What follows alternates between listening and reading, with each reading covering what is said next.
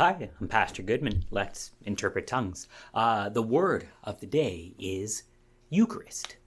The Eucharist is another word for the Lord's Supper, Holy Communion, where Christians eat and drink the very body and blood of Jesus for the forgiveness of sins, life, and salvation. Eucharist. It's Jesus for you, but what's wonderful is that it actually translates to Thanksgiving.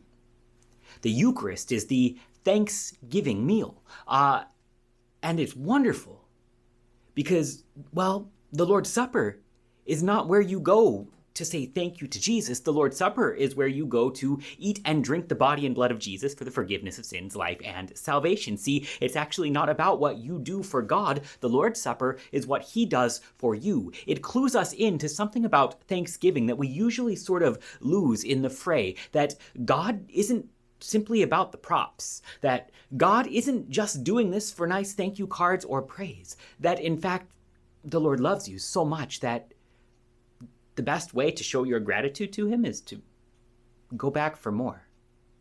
The greatest way that we can actually show our thanks to God is by making use of the good gifts that He gives us. See, if I'm really grateful for a gift, I don't just throw it in the closet and never use it. If I'm actually grateful for it, it becomes a part of my life. It becomes something that I rejoice over and rejoice in, that God would be truly present on His altar for you for the forgiveness of sins.